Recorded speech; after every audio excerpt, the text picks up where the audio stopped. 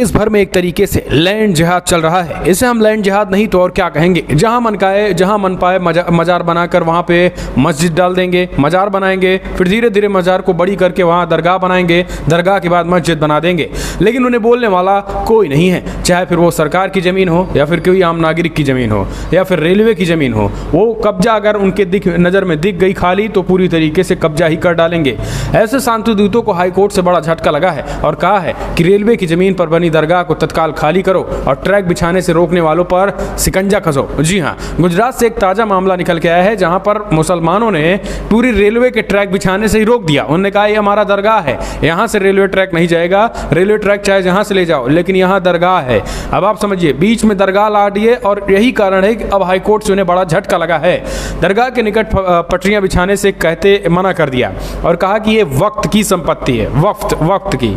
High court ने tribunal के फैसले को पलटते हुए कहा है दरगाह रेलवे की जमीन पर बनी है और रेलवे ने इसे भक्तों के कारण नहीं तोड़ा, तो इसका मतलब ये नहीं कि उनके आसपास की जमीन दरगाह की संपत्ति होगी।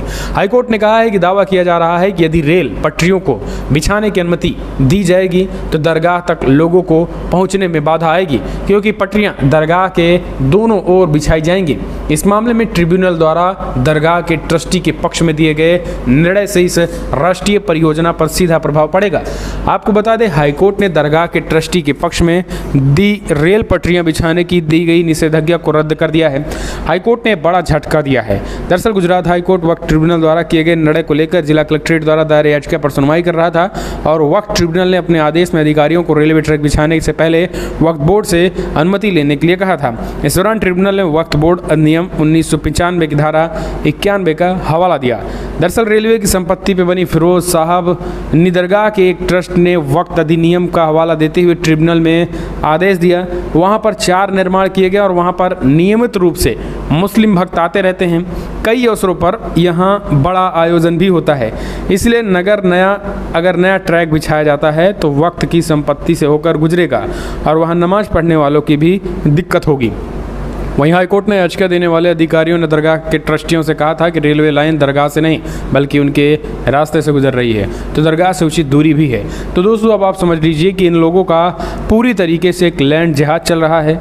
रेल हो, सड़क हो, खाली जगह हो, खाली प्लाट हो, शहर का कोई कोना हो, वो हर जगह जो है अपना कब्जा शुरू कर देंगे, चाहे वो कब्रिस्तान के रूप में हो, चाहे वो दरगाह के रूप में हो, चाहे वो एक मज़ार ही डाल दें, लेकिन इनको लैंड जिहाद करना है पूरे देश भर में। अब हाईकोर्ट से इन्हें करारा झटका लगा है। आपको बता दें, यूपी में भी अवैध दरगाह की सफाई के लिए सीएम योगी आदित्यनाथ ने एक प्लान बना रहे हैं, जिसकी शुरुआत अलीगढ़ से चल रही है। जो अवैध मज़ार हैं उनको हटाने की, सड़कों के किनारे हो या रेलवे की संपत्ति पे बने इन तमाम अवैध मज़ारों को, दरगाहों को हटाया जाना चाहिए। अगर आप भी इस बात के समर्थन में हैं तो इस वीडियो को लाइक करें, ज़्यादा से ज़्यादा शेयर करें, ताकि अवैध तरीके से हो या वैध तरीके से रेलवे लाइन पे या सड़क के किनारे या फिर रेलवे ट्रैक पर किसी भी कीमत पर किसी तरीके की ना तो मज़ार होनी चाहिए, ना तो मंदिरें होनी चाहिए, ना तो दरगाह होना चाहिए, कोई भी धार्मिक स्थल नहीं होना चाहिए। अगर इस बात से संतुष्ट हैं तो इस वीडियो को लाइक करें, ज़्यादा से ज़्यादा शेयर करें, फैला दें इस वीडियो को।